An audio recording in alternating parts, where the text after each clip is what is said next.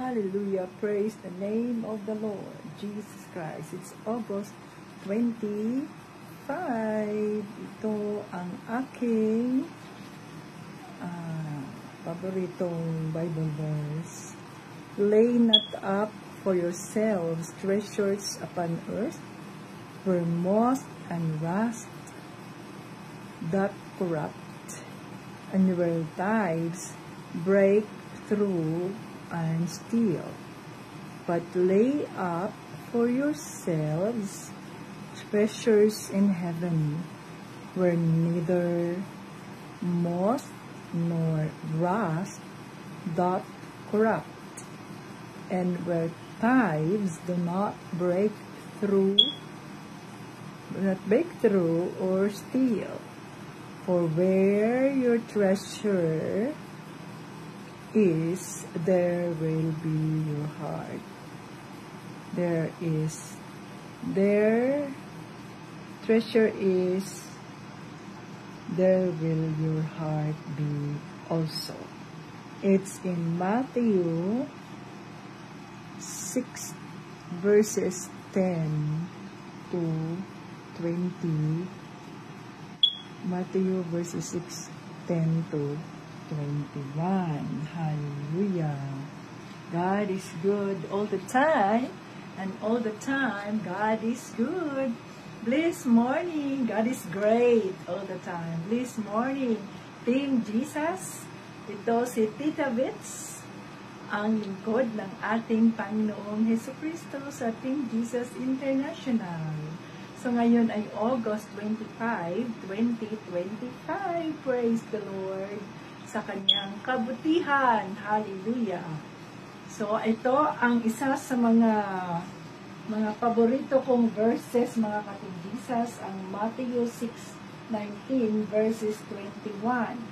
Matthew 6:19 to 21. Ayan.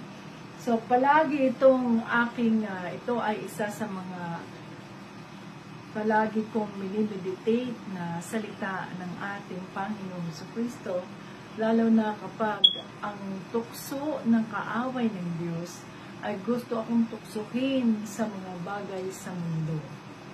Nasa halip na ang sarili ko ang titingnan ko, ang sarili ko ang iisipin ko yung sarili ko na, ay ako, bibili ako ng mga ganitong gamit, ay bibili ako ng ganyan para sa sarili ko. Ay, ang ganda ng ano niya. Gusto ko rin yun. Kasi ganito, ganyan. No? So, balit, dahil sa salita ng Diyos na nasa Matthew 6 verses 19 to 21, ay ito yung palaging nagre-rebuke sa akin, mga katingkisas, na ang mga bagay na yan na material ay nasisira. Ayan o, nasisira o. Moth and rust doth corrupt. So, itong mga insekto, ang pwedeng yan, mga anay, o ano pa man yung mga insekto na pwedeng sumira sa mga binili mong mga material na investment. No? At pwede rin siyang nakawin. So, balit, kung ang ating investment ay tungkol sa, ayan o, saan? Lay up yourselves treasures in heaven. So, ito ang sabihin natin, ang ating treasures ay dapat na nasa langit. So, sa halip na tayo ay mag-invest ng mga bagay na mga material, ang i-invest natin ay ang mga kaluluwa. So, ito ay isa sa aking mahalagang, isa ito sa paborito kong Bible verse, sapagkat ito ay palaging nagre-rebuke sa akin, nagtutubig sa akin, na sa halip na pagyamanin ko yung mga material na bagay, na bibili ako ng ganito, bibili ako ng ganyan, ito'y nagpapaalala sa akin na i-invest mo ang anumang mga pagpapala ng ating Panginoong Jesucristo sa pamamagitan ng pagtulong sa iyong kapwa at pamamahagi ng mga pagpapala ng Panginoon ay itong mga taong ito ay makakilala kay Panginoong Jesucristo at mapasalamatan ang Diyos Ama. Hallelujah! So, ayan o mga kating Jesus. So, ano man yung ating gustong gawin, no? Kung mayroon man tayong mga resources na ibinigay ng Diyos. So, ito yung testimony ko. Halimbawa ay noong 2 linggo na siguro or 1 week lang. Ang sabi ng Holy Spirit sa akin ay pagpalain mo itong kapatid na ito. Okay, Holy Spirit. So, padalhan mo siya ng $200. Yes, Holy Spirit. So, hindi ko na tinanong, to God be the glory, hindi ko na tinanong kung saan manggagaling sapagkat alam ko na lahat ng bagay, lahat ng mga biyaya ay nanggagaling sa Diyos at ako o kami lamang ni Tito Brian ay kanyang mga instrumento. At so, ayan, dahil sa pamamagitan nun, ang pinagdasal namin ay sa pamamagitan ng pagpapala na yon ay mailigtas ang isang kaluluwa o ang kaluluwa ng kanyang mga pamilya. Hallelujah. So, ginawa namin yun, walang hassle, mabilis, in just few minutes, maybe 30 seconds or 1 minute. At ayun, napadala na kaagad, to God be the glory. Pero alam ninyo, wala na pagkatapos nun, salamat sa Diyos, nagpapasalamat na yung isang kapatid, maaring dahil yun, may isang taong nagpasalamat sa Diyos sa kanyang ginagawa para sa buhay ng mga taong ito. At ilang araw lamang, I think, this Friday, 22, ay pinadalan ako ng Westlake Bank. Ito yung bangko ng Range Rover ng Diyos na kung saan nang dahil sa pagkasunog nito ay paid off siya kasi nga ni-repair natin yun at mas mataas pa ang kanyang value. So, na-refunded tayo doon ng 1,030. Ngayon, ang email tungkol sa akin ay you have a refund of $203 because you overpaid your Range Rover. Hallelujah.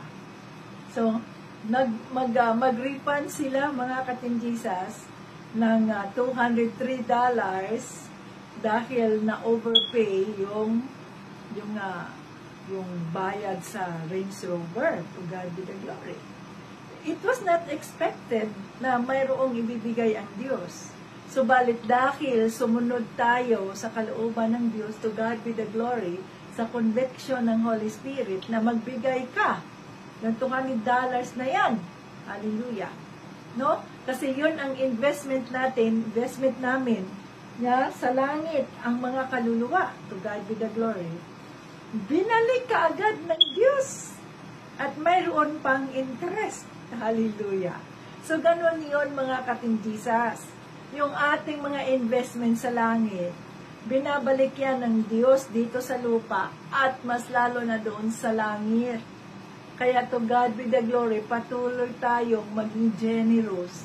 Patuloy nating pangahawakan ng ating pananampalataya at gawin natin yung mga bagay na ito para sa kapurihan ng Diyos Ama. Sapagkat kung ang Diyos Ama ay mapurihan, magagalak siya, pag binigyan tayo ng pagsubok na tingnan natin kung itong kapatid na ito ba, itong anak kong ito ba ay susunod sa akin kahit na alam niya ang kanyang sitwasyon, kahit na nahihirapan siya, ay sumunod pa rin siya sa akin. Hallelujah. So, doon lalabas, doon ang kapangyarihan ng ating Panginoong Hesukristo, mga katinjisas, ay gagalaw. Sapagkat, naniwala tayo na siya ang magbibigay sa ating pangangailangan At naniniwala tayo na sa halip na itong mga blessings na ating natatanggap ay ibibigay natin ng kung ano-ano, kung ganito para sa mga sarili natin, we invested it doon sa mga nangangailangan, doon sa mga kaluluwang nangangailangan na tahimik nating ginagawa, na kung saan tanging ng Diyos lamang at yung taong yan na binilis o binibiyayaan ng Panginoon sa pamamagitan ng buhay mo, sa pamamagitan ng buhay natin. Siya lamang nakakaalam at siya ay nagpuri sa Diyos, nagpapasalamat sa Diyos at natuwa ang Diyos. Binabalik ng Diyos yun para sa ganoon ay tayo naman ay maging pagpapala sa iba. So paano natin malalaman na ito ay ayon sa kalooban ng Diyos? Kailangan nating magdasal. Hindi ka agad na magbibigay ka nito, magaganito ka. Makinig ka sa sinasabi ng Holy Spirit sa iyo. Kasi tandaan natin, ito ay investment natin sa langit. Oh, ang sabi dito, where tithes do not break through nor steal. For where your treasure is, there will your heart be also. So, nasaan ang ating kayamanan? Ang ating bang kayamanan ay doon sa mga physical na mga bagay, material na mga bagay. Ang ating kayamanan ay nandoon sa langit, na kung saan sa pamamagitan ng ating mga sacrificial offering ay maraming mga kaluluwa ang nakakilala kay Panginoon Hesus. So, mas piliin ako, halimbawa, mas pinili ko na maging simple ang aking pamumuhay dito. Maging simple ang mga gamit ko. Mga gamit ko nga, yung bag ko nga, na ginagamit ko sa opisina, nando sa, ano nga lang yan eh, sa Goodwill lang yan, $2 lang. No? So, yun ay, bakit? Ang mga sapatos natin sa Amazon, wala, $20 lang. Walang mga brand. Bakit?